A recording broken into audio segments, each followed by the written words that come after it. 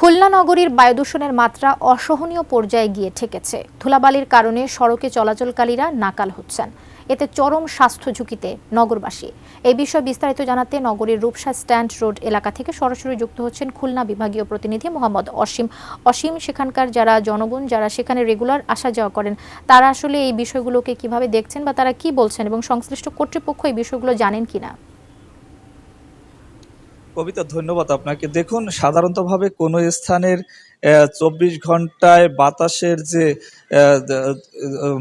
দূষণ মাত্রা সেটি হচ্ছে 150 ঘনমিটার থাকার কথা। তবে খুলনার বাতাসের যে দূষণ রয়েছে সেটি হচ্ছে 200 থেকে 250 ঘনমিটারে ওঠানামা করছে।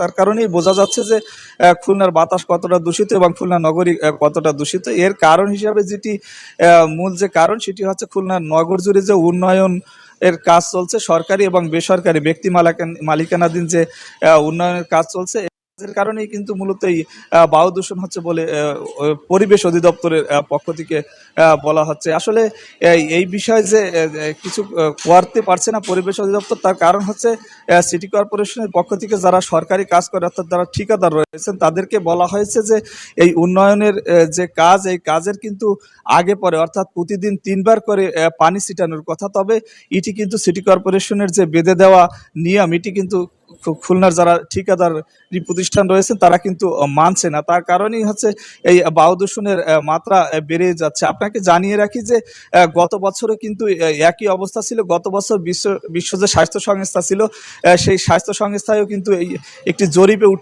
উঠে এসেছিল বাংলাদেশের মধ্যে খুলনার যে বায়ু দূষণের অন্যতম নগরী সিটি। কিন্তু তারপরেও কিন্তু আমরা দেখছি বছরের পর বছর যায়, তবে কেউই কর্ণপাত করেন না। পরিবেশ অধিদপ্তর শুধুমাত্র সিটি কর্পোরেশন এবং যে বিভিন্ন সংস্থা রয়েছে তাদের চিঠি দিয়েই তাদের কাজ সীমাবদ্ধ। একই সাথে সিটি কর্পোরেশন বলছেন যে তারা তাদের যে কাজ, অর্থাৎ এই বায়ু দূষণ কমাতে যে কাজটি, অর্থাৎ ঠিকাদারি প্রতিষ্ঠানদের, তারাও চিঠি দেয়, তবে ঠিকাদারি প্রতিষ্ঠান তাদের মতো করে বায়ু দূষণ করে যাচ্ছে। আসলে কেউই মূলত এই বায়ু দূষণ কমাতে কাজ করছে না। একই সাথে আমি খুলনার সিভিল সার্জনের সঙ্গে কিছুক্ষণ আগে কথা বলেছি। সিভিল সার্জন যেটি বলছেন যে খুলনা নগরীতে এই বায়ু দূষণের কারণে খুলনার যে বিভিন্ন হাসপাতালগুলো রয়েছে, সরকারি এবং বেসরকারি হাসপাতাল, সব জায়গায় বায়ু দূষণের কারণে রোগীর সংখ্যা বাড়ছে। আমার কাছে সব মিলিয়ে এই ছিল কবিতা, খুলনা নগরীতে যে বায়ু দূষণ তার সর্বশেষ খবর।